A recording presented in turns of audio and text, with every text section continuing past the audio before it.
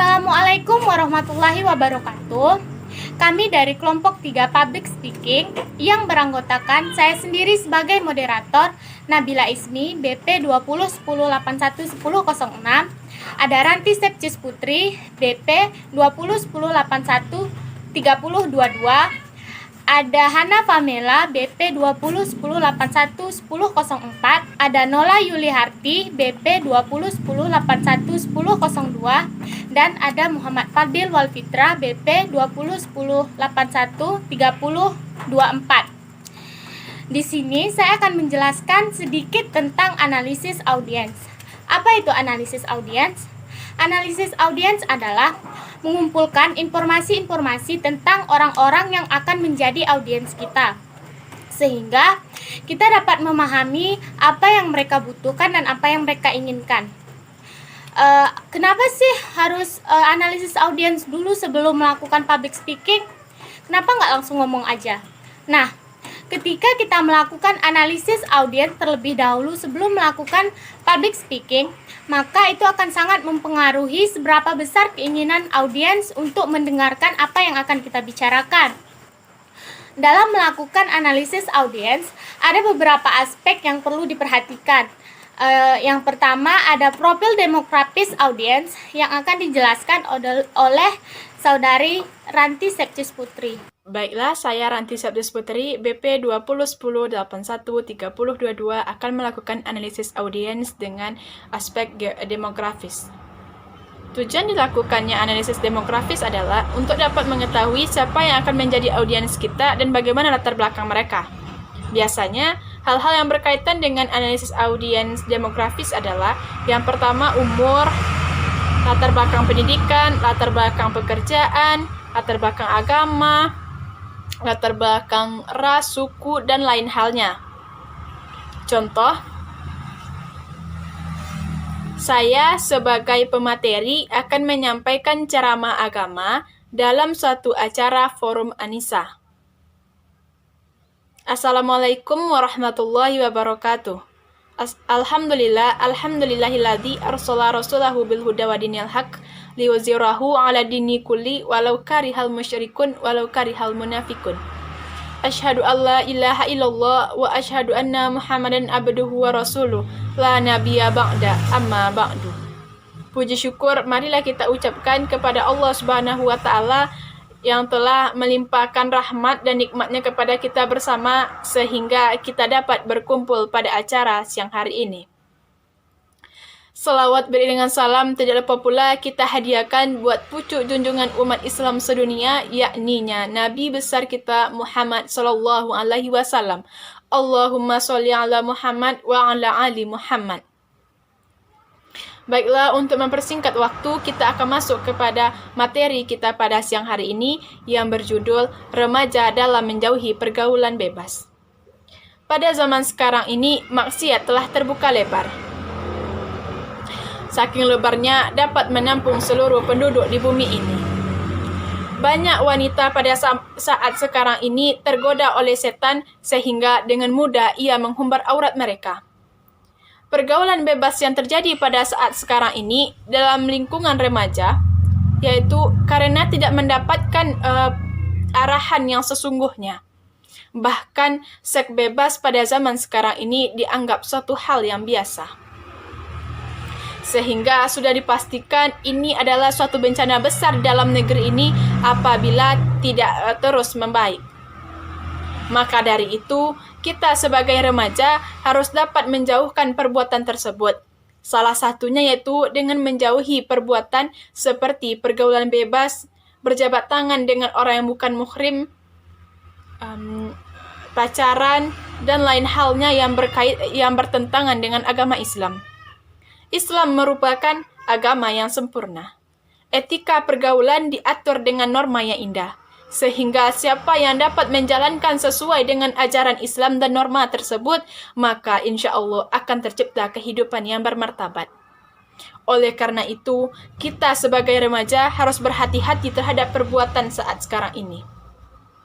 Oleh karena itu, kita sebagai remaja, isilah waktu luang kita dengan hal-hal yang bermanfaat dan perbanyak beribadah kepada Allah Subhanahu wa Ta'ala. Jadi, analisis demografi yang terdapat pada ceramah tadi yaitu, yang pertama, tingkat usia yang mengikuti kegiatan tadi adalah remaja. Yang kedua, tingkat pendidikan yang mengikuti acara tadi adalah SLTA sederajat. Yang ketiga, latar belakang agama yang mengikuti kegiatan tadi adalah agama Islam. Yang keempat yaitu, gender atau jenis kelamin yang mengikuti acara tadi adalah perempuan. Sekian dari saya, terima kasih. Baiklah, aspek selanjutnya ada profil psikologis audiens yang akan dijelaskan oleh Saudari Hana Pamela. Assalamualaikum warahmatullahi wabarakatuh. Perkenalkan, saya Hana Pamela, BP 2010811004. Di sini saya akan menjelaskan materi mengenai aspek psikologis dalam analisis audiens. Aspek psikologis dalam analisis audiens meliputi sikap, orientasi politik, tingkat pengetahuan yang dimiliki oleh audiens, serta antusiasme dan lain sebagainya. Tujuan dari aspek psikologis ini yaitu untuk mengetahui apa yang diyakini dan dipahami oleh audiens. Contohnya, di sini saya akan berperan sebagai seorang mahasiswa yang melakukan sosialisasi ke sekolah menengah atas untuk adik-adik kelas 12 yang akan memasuki perguruan tinggi. Baiklah, saya di sini akan memberikan public speech, contoh aspek psikologis dari public analysis audience kepada adik-adik kelas 12 yang akan mensosialisasikan mengenai masuk perguruan tinggi. Assalamualaikum warahmatullahi wabarakatuh. Selamat pagi adik-adik semua. Perkenalkan, saya Hana Pamela dari Universitas Andalas, Prodi Sosiologi, Fakultas Ilmu Politik dan Ilmu Sosial.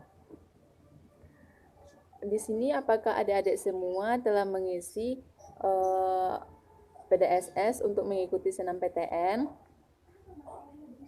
Nah, pasti adik-adik sekarang bingung kan mau milih perguruan tinggi yang mana? Nah, di sini kakak akan berbagi pengalaman ketika kakak mengikuti SNMPTN. Misalnya nih, adik-adik mau pilih kampus Universitas Andalas. Di situ adik mau ngambil jurusan ilmu komunikasi. Nah, satunya lagi, adik-adik mau ngambil kampus Universitas Brawijaya. Nah, di situ mana yang mau adik prioritaskan? Misalnya adik mau pilihan satunya di UNAN, maka adik-adik masukkanlah UNAN dalam pilihan pertama. Nah, itu. Apakah ada dari adik-adik yang ingin bertanya? Nah, pernah nggak adik-adik mikir kayak gini?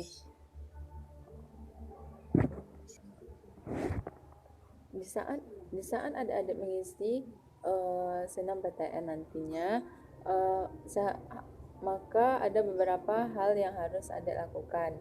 Yang pertama, pastikan adik memilih jurusan yang sesuai dengan minat dan bakatnya.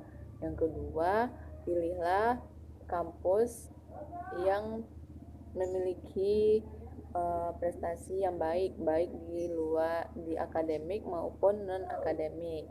Yang ketiga, pilihlah prodi yang akreditasinya A agar nantinya supaya lulus adik-adik bisa dengan mudah mendapatkan pekerjaan. Baiklah, hanya itu yang dapat kakak sampaikan. Semoga adik-adik semuanya lulus SNMPTN, dan jika yang tidak lulus nantinya maka jangan berputus asa karena masih ada jalur masuk perguruan tinggi yang lainnya seperti jalur seleksi bersama dan jalur mandiri. Terima kasih atas perhatiannya. Wassalamualaikum warahmatullahi wabarakatuh. Baiklah, itulah contoh dari penerapan aspek psikologis dari saya. Konsep selanjutnya ada konsep kontekstual yang akan dibahas oleh Saudara Muhammad Fadil Walfitra. Bismillahirrahmanirrahim. Assalamualaikum warahmatullahi wabarakatuh. Saya Muhammad Fadil Walfitra, BP 2010-81-3024. Di sini saya akan menjelaskan materi mengenai analisis audiens dalam public speaking yang salah satu aspeknya yaitu aspek kontekstual.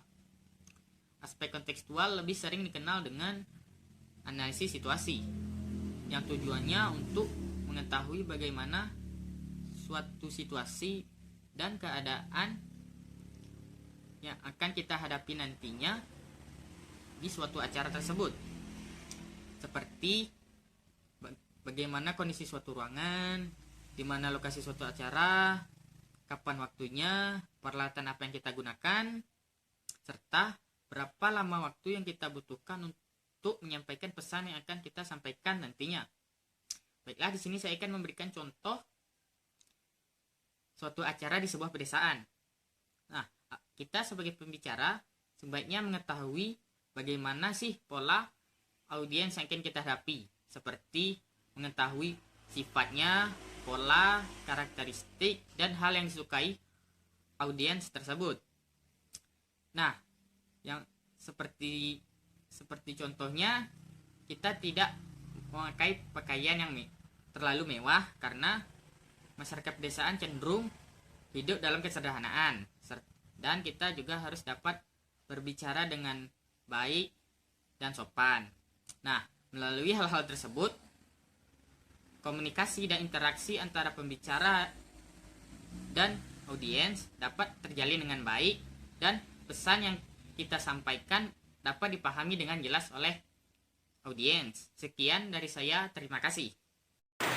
Kemudian, ada beberapa aspek lagi yang perlu diperhatikan dalam melakukan analisis audiens, dan itu akan dibahas oleh Saudari Nola Yuliharti. Baiklah, saya Nola Yuliharti, BP 2010-81-102. Di sini saya akan menjelaskan tentang beberapa strategi yang kita perlukan saat menganalisis audiens. Karena yang telah disebutkan oleh teman-teman saya tadi, ada 3 aspek yang diperlukan dalam analisis audiens. Saya di sini akan menjelaskan tentang strategi yang kita perlukan dalam menganalisis audiens. Pertama, kita perlu melakukan analisis pribadi, yaitu menganalisis diri kita sendiri sehingga kita dapat melihat kegiatan apa yang akan kita lakukan saat presentasi. Yang kedua yaitu wawancara dengan panitia penyelenggara.